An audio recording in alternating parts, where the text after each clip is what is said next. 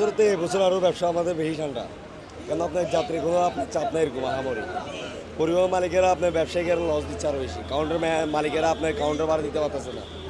কেন অন্য বছর যে এভাবে যাত্রী চাপ থাকতে এবছর কোনো তা না। আপনি এখানে আশেপাশে দেখেন প্রতিটা কাউন্টার খালি।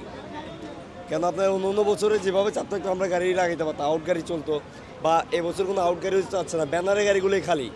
তো মালিকের কাউন্টার ভাড়া দিতে পারতেছে না, স্টাফরা ঠিক মতো মানে কি চলতে পারতেছে না, পুরো রোজার মাসে লস। বর্তমানে পরিস্থিতিটা আসলে অনেক খারাপ, যে পরিস্থিতি আমরা অন্যান্য সময় এই সময়ে অনেক আমাদের বেচা কেনাটা ভালো হইতো মোটামুটি। অ্যাটলিস্ট এখন আমরা প্রত্যেকটা সময় দেখা যাচ্ছে একটা সাফারিংয়ের মধ্যে আছি, কারণ আমার এই ম্যাজিস্ট্রেট আমাদের এখানে বারবার অবজার্ভ করতেছে, যার কারণে কোনো কেউ বাড়তি ভাড়াও নিতে পারতেছে না। অ্যাটলিস্ট স্বাভাবিকভাবে যেটা আগের ভাড়া ছিল ওই ভাড়াটার মধ্যে আমরা কি কন্ট্রোলিং করে চালাচ্ছি। এরপরেও দেখা যাচ্ছে যাত্রীর চাপ এখন কম। এক্সট্রা গাড়ি আমাদের অনেকগুলো আগে চলতো, এগুলা কিন্তু এখন বন্ধ। ওগুলো বন্ধ হওয়ার পরও আগে ওই গাড়িগুলোও ফিল আপ গেছে, আমাদের যা গাড়ি চলে যাওয়ার পরও আগের গাড়ি অন্যান্য গাড়িগুলো ফিল আপ গেছে, কিন্তু এখন অন্যান্য গাড়িও বন্ধ আর আমাদের গাড়িগুলো এখন অর্ধেক প্রায় কিন্তু খালি। আসলে কি বলবো, ঈদের ইমেজে সবাই কিন্তু আনন্দিত আছে, কিন্তু আমরা পরিবহনে যারা আছি তারা কিন্তু আসলে আনন্দিত নাই।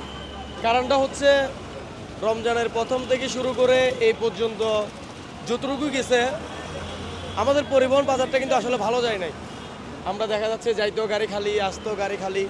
এখন যাই হোক, ঈদের ক্ষেত্রে যে 3 দিন কিংবা 4 দিন একটা ছুটির তালিকা বরাদ্দ করা হয়েছে, ওই তালিকা অনুযায়ী দেখা যাচ্ছে যে আমরা যাওয়ার পথে কিছুটা যাত্রী পাচ্ছি, আসার পথে আমার গাড়িটা সেমভাবে কি আবার আসার পথে সেমভাবে খালি আসতেছে।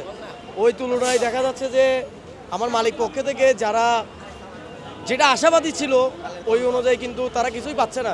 দেখা যাচ্ছে যে ওই তুলনায় তারা উল্টা লসে থাকতেছে, উল্টা লসে। আমরা সবাই কিন্তু একটা আশায় থাকি যে পরিবহনে আমরা পুরা রমজানে যা করতে পারি না, ঈদের 4-5 দিন হয়তো ইনশাল্লাহ কিছুটা আশা করা যায় আমাদের। সেই ক্ষেত্রে কিন্তু আসলে আমরা সেটা পাচ্ছি না, বরঞ্চ আমরা ওই ক্ষেত্রে আমরা ঋণে থাকতেছি। এখন চাপ আপনার ছুটি লং টাইম দিছে, তো সেই জন্য চাপ নাই, যাত্রীর চাপ নাই। গার্মেন্টসদের বেতন দিচ্ছে না, তো মানুষ যাবে কিভাবে? আর এখানে দেখা যাচ্ছে যে আপনার ভাড়া যেরকম ওরকম পাওয়া যাচ্ছে না, তো মোটামুটি মানুষ আর আগের মতো যাচ্ছে না।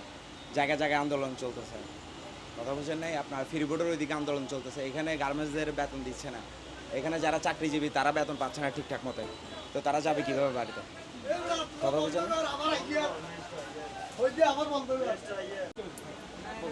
এখন দেশের পরিস্থিতি খুবই খারাপ বর্তমানে, তার জন্য যাত্রী অ্যাভেলেবেল না। আর যেহেতু আপনার দেশের অবস্থা খুবই খারাপ, অনেক শ্রমিক এখনও বেতন পায় না, তার জন্য আপনার ফ্রিবোর্ডে আন্দোলন প্রচণ্ড চলতেছে।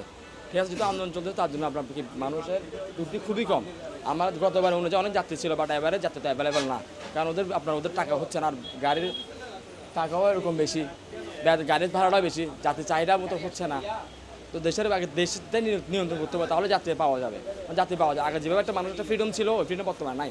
এখন যেখানে সেখানে একটা অ্যাক্সিডেন্ট বা লুট হচ্ছে, এটা হচ্ছে তার যাত্রী ভয় বেরোচ্ছে না, বা ভয়ে যাত্রী যাচ্ছে না, বা এদের উপর কী হতে পারে, দ্যাটস ওয়াই তার জন্য যাত্রী সম্ভাবনা খুবই কম।